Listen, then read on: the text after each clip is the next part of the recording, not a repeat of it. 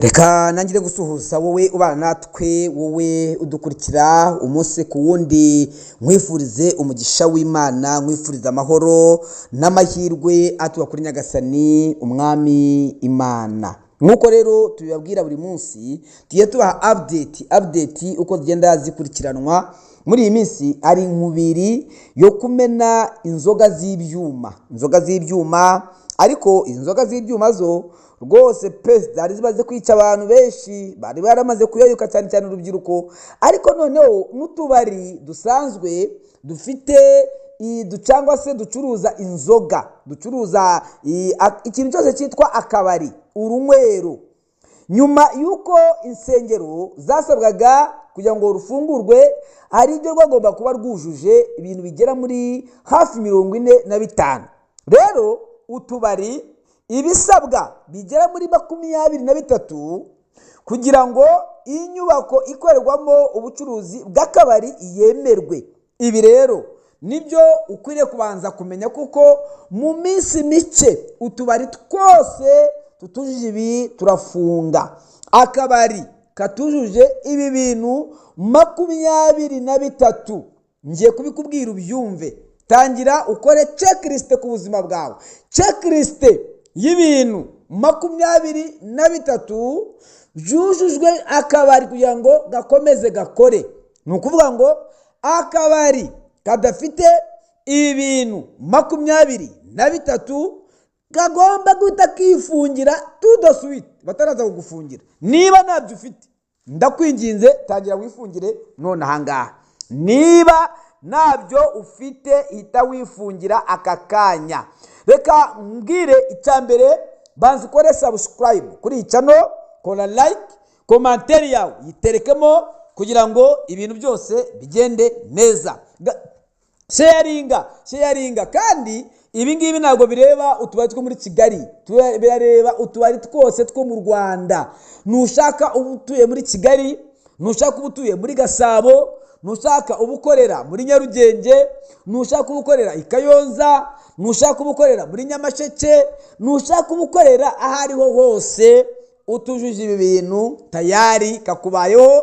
Nushaka ubukorera mu murenge wa hehe simbizi, mu murenge wa Nzahaha iyo ngiyo inyuma, ibyo birakureba, birareba umuntu wese, birareba. Nkuko insengero bitarebye insengero zo mu mujyi, bireba insengero zose.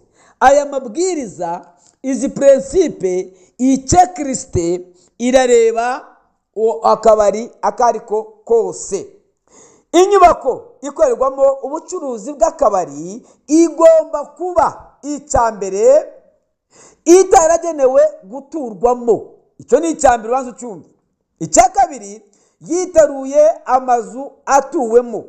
Icya gatatu, ifite uruhushya rwo gukorerwamo, icyo bita occupation permit. Ni ukuvuga ngo iki cyangombwa nicyo cyazengereje abantu b'isengero, mwokagira Imana mwe, no ku kabari bigezemo. Icya kane, ifite ubwiherero nibura imiryango 4. Icya gatanu, itunganije neza finishing hasi, ku nkuta no ku gisenge. Icya gatandatu, ifite imbuga itarangwamo ivumbi, mbese hari ubusitani cyangwa pavoma. Ibi ngibi nabyo byafashe insengero birazizonga.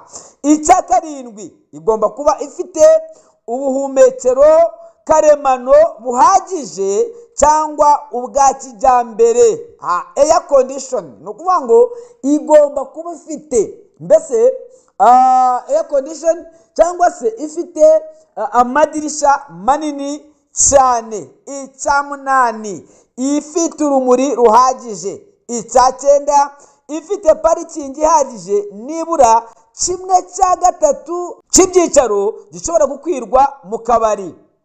Icya cyenda, ahantu hitaruye hagenewe kunywera itabi kandi hariho icyapa cyabugenewe. Icya cumi, ahogerezwa ibikoresho hari amazi atemba, ashyushye nakonje. Amana yanjye, ibintu birakomeye cyane rwose. Hanyuma icya 11, ahakorerwa ibitaramo by'imiziki, hagomba kuba hari uburyo bwo gukumira amajwi nasohoke, sound proof system. Mbese no kuvuga ngo mugomba kugira umuziki wihariye cyane. 12, ahagenewe kubika ibishingwe bitegereje kujyanwa ahabugenewe. Mwokagira Imana mwe rero turakomeje kugira ngo uze kumva neza ibindi bigomba kubahirizwa mu kabari bijyanye n'isuku. Ahangaha turakomeje. 12, urwambariro rw'abakozi. Ni ukuvuga ngo abakozi bagomba kuba bafite urwambariro. Ubwo urumva kandi aho abagabo bambarira si abakobwa bagomba kwambarira. Reka urwambariro rw'abakobwa, urwambariro rw'abagabo cyane. 13, lavabo iriho isabune n'igikoresho cyo kumutsa intoki. Ahangaha bamaze kubyumva. 13, igitebo cyo kumenamo imyanda gifunduzwa ikirenge kandi cyitaruye aho abantu banywera. Banza wumve. Ikindi, kugira koperative cyangwa sosiyete imutwarira imyanda. Ukongeraho ikindi gikomeye, icyokezo kigomba kugira amashyiga ariho amakaro. Hanyuma ikindi, inyama zigomba kuba mu cyumba gikonjesha. Mana yanjye, hahandi rero abantu mwagiraga inyama, mukagira ihene, mugasanga mwayimanitse ahantu hejuru, byasubiwemo mugomba kuba mufite firigo mwese. Ibyo bamaze kubyumva neza cyane. Ikindi kandi, inyama ntizigomba kugerwaho n'isazi habe na gatoya, igomba kuba iri ahantu habitse neza cyane. Ikindi, hagomba kuba umuyoboro usohora umwotsi hanze. Banza wumve cyane. Ibi bintu akabari baze wumve, ni akabari kariko kose, mutavuga ngo ni amahoteli. Wapi, apfa kuba gusa ari akabari. Ikindi kandi, imishito ikoreshwa rimwe gusa ikajugunywa. Bya byo kuvuga ngo imishito muzajya muyibika reka. Ni ukuvuga ngo umushito ugomba gukoreshwa rimwe, uwuriye yashaka utwara cyangwa agasiga wuvunnye, nakongera kuvuga ngo umushito uzongera kuwukoresha. Hanyuma icyanyuma, akayunguruzo ko ku cyokezo kagomba kuba gakoze muri aluminium. Mwokagira Imana mwe, mwokagira Imana mwe, mwakagira Imana mwe, mwokagira Imana mwe, mwokagira Imana mwe. Ibi bintu ni ibintu rero bireba umuntu uwo ari we wese. Ni ibintu mwokagira Imana mwe mbabwira. Ibi bintu byatanzwe na Repubulika y'u Rwanda, umujyi wa Kigali, akarere ka Gasabo ndetse n'ahandi hose. Ahangaha yavuze ngo tunywe resi, kandi yongeraho ngo inzoga si z'abato. Wapi, inzoga ni z'abakuru, nta nzoga z'abato zibaho rwose.